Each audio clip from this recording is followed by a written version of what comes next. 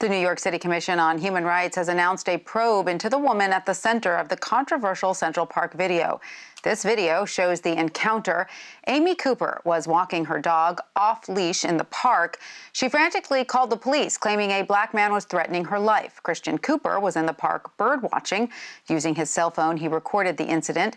No one was arrested in connection with it, but it has raised some serious questions about racial bias and 911 being used in non-emergency situations. I recently spoke to New York City Public Defender Eliza Orlins. She's also running as a Democratic candidate for Manhattan's district attorney. Welcome, Eliza. Great to have you with us. You've been a public defender in New York City for more than a decade. How common is this sort of a situation, and generally, what is the fallout? Hi, Tanya. Thanks so much for having me. Yeah, this situation is far more common than this Amy Cooper situation that we saw from Central Park on Monday.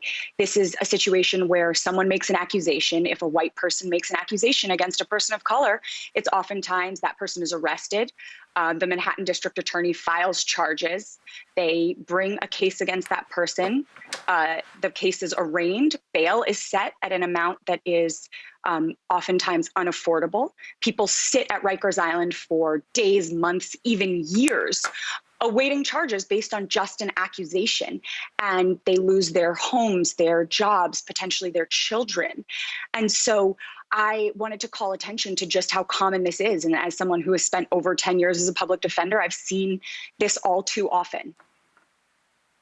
So one common argument, Eliza, is that this is the result of a broken system. In an article, you write that that is not necessarily the case. Why is that? Well, you hear people say that our criminal justice system is broken, and it's just not the case, because it is working exactly as it was designed. It is working in a way that continues to disenfranchise those who are already marginalized. It is a system that is rigged in favor of the rich, powerful, well-connected, and white, and against marginalized communities, against communities of color, against poor people, against people who are just working day to day, your average individuals.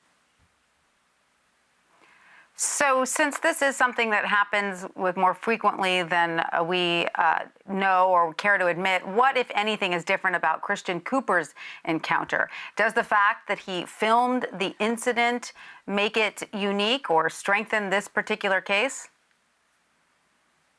Well, I think what we saw with this case is really something that should be addressed on a systemic level. I mean, there are two sets of rules in our criminal legal system, one that addresses the wealthy and powerful, and then one for everyone else. And I think that we need a Manhattan DA who will bring about systemic reforms and re-examine the way that we handle these cases. And yes, it's great that there's video in this case, but oftentimes there isn't. When there is no video to refute a 911 call where someone sounds hysterical, the Manhattan DA's office will use that as evidence and say, listen to the fear in her voice. You can tell how upset she was. How could she be lying? And oftentimes this is something that could be fabricated, and we have to take that into consideration. And so from your experience, what can we do moving forward to enact the change you talk about? Specifically, what can be done? Well, I think we need to re-examine these systems that are functioning exactly as designed. They are not broken. We need a Manhattan district attorney who will take into account every individual thing and what they've seen. As a public defender, I will do just that.